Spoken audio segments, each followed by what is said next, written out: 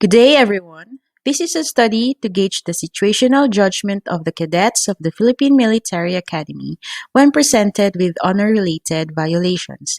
By the way, I am Vicky Dariano, and it is an honor to be presenting before you this study I co-authored with Commander Alan P. Wabel of the Philippine Navy.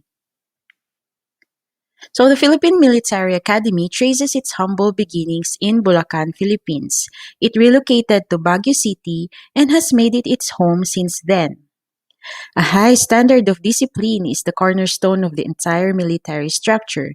It is the breathing space for core values until such will be a natural habit.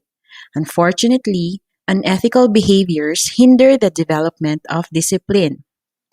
As works of literature point out, the detrimental effects of unethical behaviors are multidimensional. We have damages in terms of psychological and physical. Unethical treatment has also negative consequences in the workplace. Fortunately, there are three means to control deviant behaviors. One is sifting through the personality traits of the individual. Another is leadership style. The other is cultivating an environment that encourages peer reporting. Through policies, behaviors are regulated, members who report violations are protected, and ethical conduct is reinforced. In PMA, its own values and standards are expressed in its honor code. Mechanisms are in place, policies are crafted, and interventions are developed to support this code.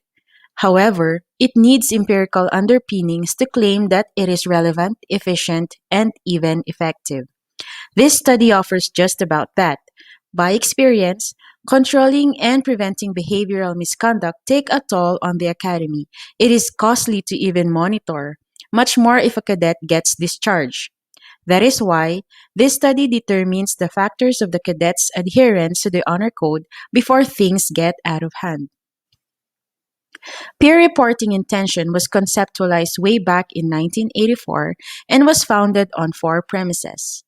An individual is prompted to exercise one's ethical judgment from first recognizing the moral dilemma and identifying the appropriate action before finally engaging in the moral behavior. However, one cannot ignore the moral climate of the organization. Therefore, reinforcements in ethics code tend to uplift the moral culture of the organization. Another perspective puts premium on the recognition that the ethical issue and the actual exercise of moral judgment are dependent on the moral issue itself, meaning the perceived moral intensity influences reporting. Finally, we have the bystander intervention, wherein ethical decision making depends on the identified potential gains from intervening or reporting. Basically, this study aims to understand the influences of the cadets' peer reporting intention along those considerations. To address the problems posed, they are presented with honor case scenarios that will trigger their situational judgment. For example, what will you do if you witness a co-cadet commit a perceived highly severe offense and that cadet happens to be your close friend and nobody else is around? Moreover, the succeeding problems answer the gaps in the literature, whether the years of immersion with the system measured through class and the informal culture in the Corps measured through the company assignment have effect on their peer reporting intention. In order to do so, we administered a questionnaire and distributed to 253 cadets. This number was generated using the G-Power software, after which it is randomly stratified per class. It contains 12 real honor cases where the participants will have to answer. This questionnaire has two correct responses, which are options D and E.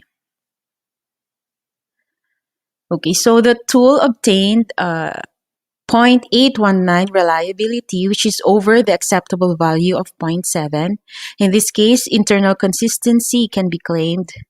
In the following inter-item correlation performed, it showed that the set of items are reasonably homogeneous, meaning the questions are not redundant.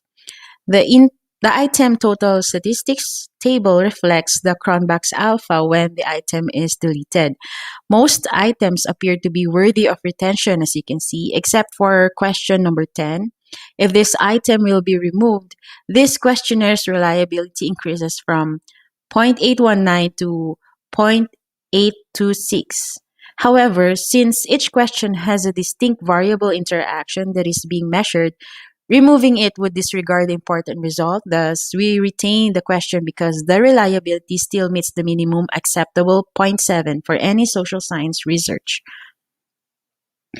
So to answer problem number 1, we generated the means for each response.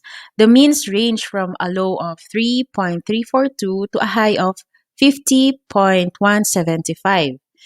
The majority of the respondents will still act according to the acceptable response of reporting the violation or talking to the offender to report oneself. On the other hand, despite the presence of honor code and indoctrination, there are still cadets who will tolerate infractions. So to probe deeper, the R Anova test was performed to determine which among the levels of the factors dissected will prod the cadets to report. Shown is the result. For each factor, highlighted is the highest value, which implies the strongest influence to peer report. From this table, it can be opined that there's a level of the variable very significant in predicting the propensity to peer report.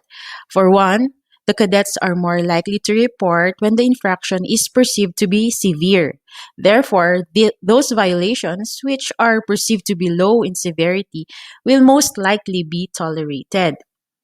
They are also less likely to report offenses of the cadets who are close to them. And moreover, they are more likely to report when there are other witnesses to the offense.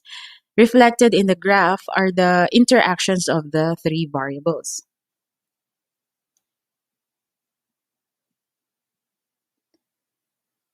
After performing the R Anova test, we have determined that class and company assignment have no significant influence on the dependent variable. This means that the years of stay that could have deepened their familiarity and appreciation of the honor code do not guarantee a cadet to act on honor code violations. Moreover, the distinct culture of each company has no significant influence also on the intention of the cadet to report a co-cadet when there is an honor violation. So since this study uncovered the situational factors that encourage honor-related violations, there is a need to restructure the training situations or policies to encourage peer reporting and reduce the frequency of honor infractions. An example is arriving at standard procedures of honor code indoctrination designed to have a deeper and progressive understanding of the honor code.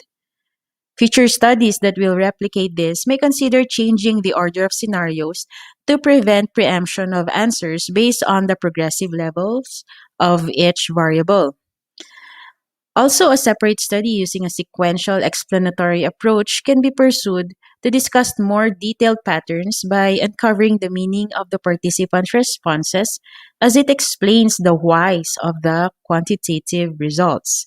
And finally, the dynamics of group norms or groupthink vis-a-vis the informal rules or standards that the cadets adopt to handle infractions or misconducts internally is another interesting subject to explore. So allow me to end this presentation with a meaningful and fitting quotation from the West Point Cadet Prayer. And I quote, "Make us choose the harder right instead of the easier wrong, and never to be content with half truth when the whole can be won." Unquote. So that's it for me. Thank you for lending me your ears.